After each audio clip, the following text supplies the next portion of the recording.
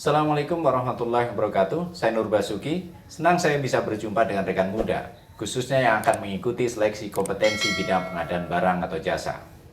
Pada video sebelumnya, saya telah membahas 3 soal dari tahapan perencanaan pengadaan barang atau jasa. Untuk video ini, saya akan membahas 3 soal yang berkaitan dengan tahapan persiapan pengadaan. Sebelum itu, saya meralat jawaban soal pada video sebelumnya.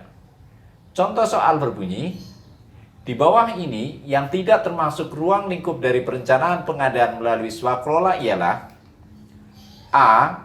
Penetapan tipe swakelola, B. Konsolidasi pengadaan barang atau jasa, C.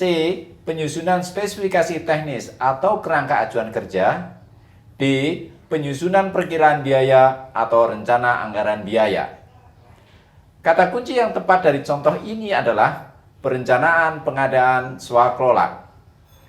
Rujukan yang tepat untuk menjawab soal ini adalah pasal 18 ayat 5 dari Perpres 16 yang berbunyi, perencanaan pengadaan melalui swakelola meliputi penetapan tipe swakelola, penyusunan spesifikasi teknis atau kerangka acuan kerja, dan penyusunan perkiraan biaya atau rencana anggaran biaya. Dari 4 pilihan jawaban, maka yang tidak termasuk ruang lingkup perencanaan pengadaan melalui swakelola adalah B. Konsolidasi pengadaan barang atau jasa. Terima kasih kepada Pranata Wiana. Baik, sekarang saya akan memberikan contoh-contoh dari soal dari tahapan persiapan. Contoh soal pertama. Soal berbunyi, penyusunan harga perkiraan sendiri diperlukan pada pengadaan A. Pembelian laptop melalui e-purchasing, B. Pengadaan ATK senilai 20 juta rupiah, C. Tender pekerjaan terintegrasi, D. Pengadaan tinta printer senilai 10 juta rupiah. Untuk menjawab soal, kita memerlukan kata kunci. Kata kunci soal ini adalah bila mana HPS diperlukan. Kemudian, kita tentukan satu pasal yang relevan dari Perpres 16. Ya, pasal yang relevan adalah pasal 26 ayat 7 yang berbunyi, penyusunan HPS dikecualikan untuk pengadaan barang atau jasa dengan pagu anggaran paling banyak 10 juta rupiah, e-purchasing, dan tender pekerjaan terintegrasi. Artinya, HPS tidak diperlu disusun bila, pertama, pagu anggaran sebesar 10 juta rupiah atau kurang dari itu. Kedua, metode pengadaannya e-purchasing. Dan ketiga, pengadaan barang, jasa lainnya, jasa konsultasi, dan konstruksi dalam satu paket. Nah, setelah menemukan pasal yang relevan dan memahami isinya, maka rekan muda pasti bisa menentukan jawaban yang tepat. Benar, jawaban yang tepat adalah B. Contoh soal kedua. Soal berbunyi, salah satu kegiatan yang tidak perlu dilakukan oleh PPK pada persiapan pengadaan melalui penyedia konsultansi ialah menetapkan A. Harga perkiraan sendiri, B. Rancangan kontrak, C. Kerangka acuan kerja, D. Jaminan pemeliharaan. Untuk menjawab soal, kita memerlukan kata kunci. Apa kata kunci dari soal ini? Ya, tugas PPK.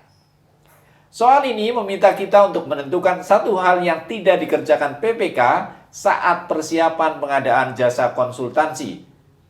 Untuk itu kita harus ingat pasal yang relevan yang mengatur tugas-tugas PPK. Apa pasal yang relevan?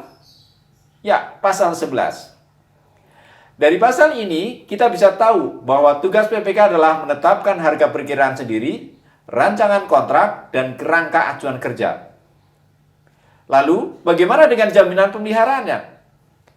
Jawabannya ada di pasal 35 ayat 1, di mana jaminan pemeliharaan berlaku pada pekerjaan konstruksi dan jasa lainnya yang butuh masa pemeliharaan. Setelah mengetahui pasal yang relevan dan memahami isinya, maka rekan muda pasti sudah bisa menentukan jawaban yang tepat. Benar, jawaban yang tepat adalah D. Contoh soal ketiga. Soal berbunyi, Dalam seleksi jasa konsultan perencanaan pembangunan gedung X dengan metode evaluasi kualitas dan biaya, Pokja pemilihan harus melaksanakan proses prakualifikasi. Metode evaluasi kualifikasi yang paling tepat ialah A. Sistem gugur, B. Sistem biaya selama umur ekonomis, C. Sistem gugur dengan ambang batas, D. Sistem pembobotan dengan ambang batas. Untuk menjawab soal, kita memerlukan kata kunci. Silakan rekan muda tentukan 2 kata kunci yang tepat. Ya, seleksi jasa konsultan dan metode evaluasi kualifikasi. Kemudian, kita tentukan 1 pasal yang relevan dari Perpres 16. Rekan muda pasti tahu pasal yang saya maksud. Ya, pasal 44, ayat 6, huruf B, di mana metode prakualifikasi pada seleksi jasa konsultansi badan usaha adalah sistem pembobotan dengan ambang batas. Setelah mengetahui pasal yang relevan dan memahami isinya, maka rekan muda pasti sudah bisa menentukan jawaban yang tepat. Benar, jawaban yang tepat adalah D. Demikian ulasan singkat tentang 3 contoh soal tahapan persiapan dalam pengadaan barang atau jasa pemerintah. Semoga video ini bisa menjadi bekal mengikuti seleksi kompetensi bidang pengadaan barang atau jasa pemerintah. Sampai jumpa pada video berikutnya yang akan membahas soal-soal tahapan yang lain. Terima kasih. Assalamualaikum warahmatullahi wabarakatuh.